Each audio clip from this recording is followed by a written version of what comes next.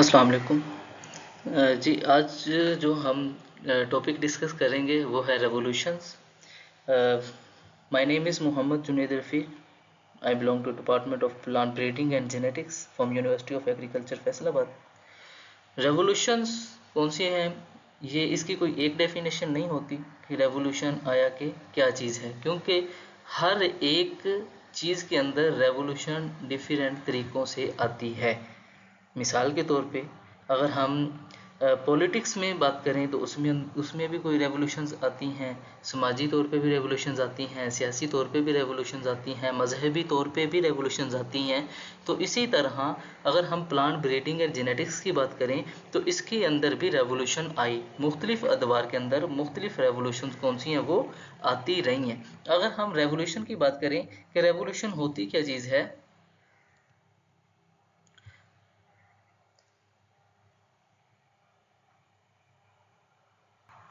तो रेवोल्यूशन की डेफिनेशन हमारे पास ये आती है, revolution is a fundamental change और transformation in power, social structure और आइडियोलॉजी। मतलब कि हमने कोई चेंज लेके आनी है किसी चीज़ के अंदर, जो कि हमने ट्रांसफ़र करनी है। किस तरह? हम पावर के साथ करेंगे, सोशल स्ट्रक्चर को इस तरह से बनाएंगे, अपने आइडियाज़ को इस तरह से जनरेट करवाएंगे कि लोगों के आइडियाज़ को बदलना है, उनको जो चीज़ हमने इंट्रोड्यूस करवाई है उसके ऊपर इन्हसार करवाना है। तो उसके लिए हमें पावर की भी ज़रूरत होती है, सोशल स्ट्रक्चर की भी ज़रूरत होती है, मुख्तलिफ इंफॉर्मेटिव आइडियाज़ की भी ज़रूरत होती है। रेवोल्यूशंस ऐसे नहीं आ जाती, रेवोल्यूशंस के पीछे बहुत बड़ी मेहनत होती है। इसी तरह अगर हम बात करते हैं प्लांट ब्रीडिंग एंड जेनेटिक्स के अंदर, तो उसके अंदर डिफरेंट रेवोल्यूशंस कौन सी हैं वो डिफरेंट अदवार के अंदर आती रही हैं। ये नहीं है कि जिस तरह मशहूर मरूफ रेवोल्यूशन है ग्रीन रेवोल्यूशन, जो कि 1960s के अंदर आई और सर नॉर्मन बोरलॉग ने उसको इंट्रोड्यूस करवाया, तो उसके अंदर सिर्फ हम फूड ग्रेन्स की ही बात करेंगे। ठीक है, अब हम उसके अंदर डिफरेंट क्रॉप्स को, मतलब कि ओवरऑल क्रॉप्स को ग्रीन रेवोल्यूशन के अंदर नहीं रख सकते। जो ग्रीन रेवोल्यूशन किस लिए आई, वो इसलिए कि हमारे पास जो भी हमारे फूड ग्रेन्स थी, जिसके अंदर स्पेशली राइस थे, हमारे पास वीट थी।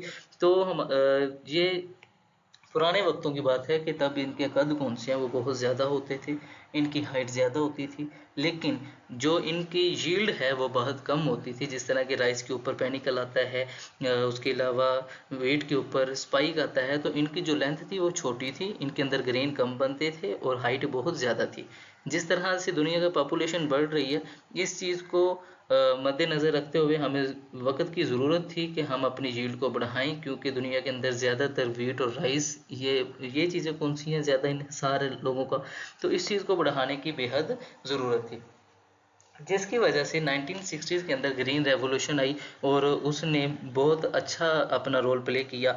इसी तरह अगर हम ऑयल सीड प्रोडक्शन की बात करते हैं, मतलब कि ऑयल सीड क्रॉप्स हैं हमारे पास, जितनी भी हमारे पास मस्टर्ड्स हैं, उसके अलावा सिसम है, कनोला है और सनफ्लावर है, ये हमारे पास डिफरेंट ऑयल सीड क्रॉप्स हैं। हमने ऑयल की प्रोडक्शन को बढ़ाना था, तो जिसकी वजह से हमें येलो रेवोल्यूशन का सहारा लेना पड़ा। मतलब कि जो भी हमारे पास ऑयल की प्रोडक्शन है, उसकी क्वालिटी है, उसकी क्वांटिटी है, उसमें जो भी मामला आए हैं वो सारे के सारे येलो रेवोल्यूशन ने कवर किए हैं। येलो रेवोल्यूशन कौन सी हैं, वो स्पेशली ऑयल सीड प्रोडक्शन के लिए आई थी। मैं कोई डिटेल इनकी नहीं बयान कर रहा, मैं सिर्फ एक जनरल ओवरव्यू दे रहा हूँ कि रेवोल्यूशन होती क्या है और प्लांट ब्रीडिंग के अंदर इसकी डिफरेंट टाइप्स कौन सी हैं। इसकी जो है डिटेल है हर एक रेवोल्यूशन की, वो हम इंशाल्लाह नेक्स्ट करेंगे।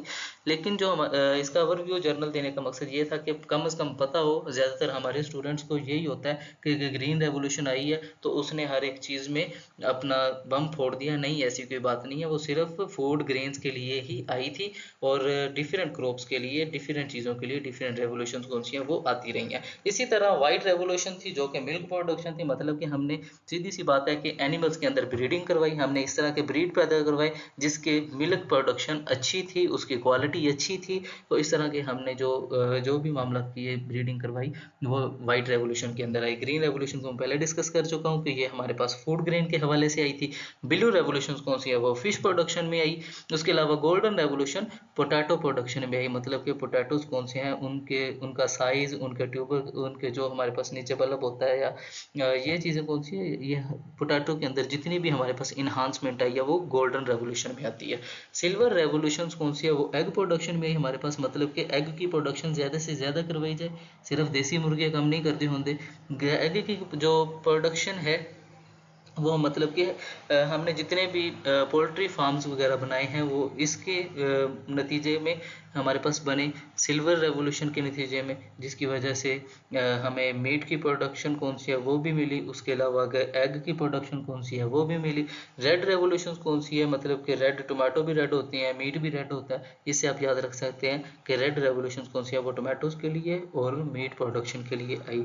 ये आज की हमारे छोटा सा टॉपिक था रेवोल्यूशन का, कि रेवोल्यूशन क्या चीज़ होती है और हर एक लिहाज से रेवोल्यूशन कौन सी है वो आती है, और प्लांट ब्रीडिंग के अंदर रेवोल्यूशंस की टाइप्स कौन सी थी और उनका अमल दखल किन किन क्रॉप्स के अंदर था, किस वजह से कौन सी रेवोल्यूशन आई, वो हमने डिस्कस किया। तो अगर इसमें कोई चीज़ समझ नहीं आई तो आप कमेंट करके पूछ सकते हैं, और बाकी इंशाल्लाह हम नेक्स्ट वीडियो में इसकी डिटेल भी करेंगे। तब तक के लिए अल्लाह हाफिज़।